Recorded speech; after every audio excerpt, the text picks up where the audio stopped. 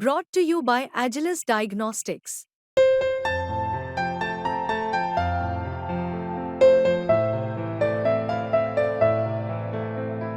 Agilus Diagnostics. विशाल पाटिल। माननीय अध्यक्ष महोदय, इस अवसर के लिए 12 बजे सबको बुलवा दीजिए। इस अवसर के लिए धन्यवाद। मैं पहली बार चुन के आया हूं, तो भी मैं मेरे परिवार का छठा सदस्य हूं और मैं जानबूझ के कहना चाहता हूं कि जो मैंने सुना है तब तक के 9 सदस्यों के लिए जो अवसर आप प्रदान करते हैं वो मैंने आज तक कभी सुना नहीं। तो मैं विपक्ष में होने के बावजूद भी आपने अभी मुझे वापस मौका दिया, मैं आपका तहे दिल से शुक्रिया अदा करता हूं। विपक्ष में थोड़ी है सर, निर्दलीय है, लेकिन इस जगह बैठते पता नहीं कहाँ बिठा दो। लेकिन शुक्रिया सर, आप मुझे वापस बोलने देना। महोदय, किसी भी देश का विकास समझना होगा तो उसके रेल का परीक्षण करना जरूरी है। मुझे बहुत गर्व है कि भारतीय रेल सबसे ज्यादा एम्प्लॉयमेंट देने वाली संस्था है और सिर्फ रोजगार डायरेक्ट नहीं तो इनडायरेक्ट भी। जैसे बहुत लोग आज अपने रोजगार की जगह ट्रेन से आना जाना करते हैं, तो इनडायरेक्टली भी ये रोजगार का बहुत बड़ा साधन है। So we can say safely the railway is not only a mode of transportation but a mode of development for the country. Unfortunately over the past few years we been seeing a lot of accidents with railways. जैसे कि NCRB 2022 का आंकड़ा दिखाता है कि 2017 से 2021 तक लगभग 10,000 रेल संबंधित मौतों का यहाँ पे आंकड़ा दिखाया जाता है। लेकिन इन अनफॉर्चुनेट इंसिडेंट्स के बावजूद भी अपने इस बजट में सिर्फ 5% या 5% की बढ़ोतरी की है। इस सरकार को याद दिलाना चाहता हूं कि जब वो सरकार में थे 1999 में, तभी रेल मंत्री जी ने इस्तीफा दिया था एक घटना पे। माननीय रेल मंत्री जी तो प्रशासन से में काम कर चुके हैं, तो मान के चलता हूं कि जिम्मेदारी का मूल्य वो पूरी तरह समझते होंगे। मैंने उन्हें आपके माध्यम से बताना चाहूंगा कि सभापति महोदय, इतिहास के पन्नों में 2 सूचियां बनती हैं।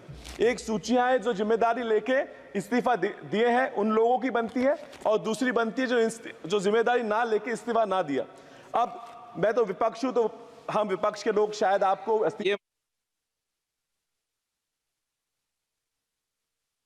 वो किस माइक बंद हो गया सर, बोलो वो किस सूची में जाना चाहते हैं वो तय करेंगे। हम तो वो तो वही करेंगे।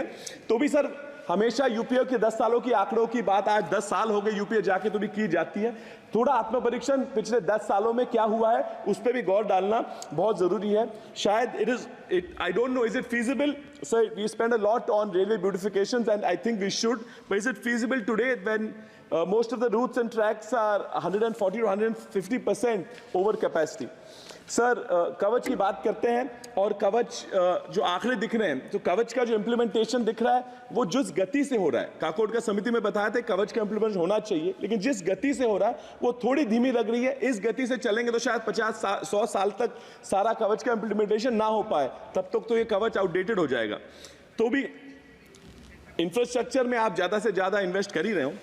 मेरी ये यहाँ आपसे मांग है कि मेरे निर्वाचन क्षेत्र में के बारे में बोलूँगा और आपका ज़्यादा समय नहीं लूँगा। हमारे यहाँ महोदय रेल मंत्री जी ने पहले अनाउंस किया था कि टर्मरिक ट्रेन ये सांगली आएगी और शुरू करवानी, उसका अब तक कुछ आगे हुआ नहीं, उसके बारे में आप निश्चित ध्यान दें। अमृत भारत में सांगली स्टेशन का चयन हुआ है, लेकिन अभी भी काम बहुत ही कम गति से चल रहा है, और क्योंकि अभी भी बहुत छोटे छोटे स्टेशनों में भी जो सुविधाएं वो हमारे पास नहीं है, जैसे पिट लाइन है, क्रू रेस्टरूम है और वाटर फिलिंग ना होने के वजह से बहुत सारी ट्रेन हमारे यहाँ ना रुक पाती है। There are many demands for extensions, increasing frequency, restarting of trains, as well as connecting Sangli to other cities, then starting of the Vande Bharat which will stop at Sangli, also building a new track from Karad to Pandharpur which should go through the Khanapur, Atpadi, Kadega talukas of my districts, and this also includes restarting of a lot of trains that were started before the election and for somehow they've stopped. So I think there are many issues, and I'll make a list and send them to you by saving the time of the House. I would just say that there is a lot expected from you. You obviously have a background which is not political, तो आपसे बहुत अपेक्षाएं हैं। मैं उम्मीद करता हूं कि हमारे क्षेत्र के लिए और महाराष्ट्र के लिए और देश के लिए आप कुछ तो कर पाएं। धन्यवाद अध्यक्ष महोदय।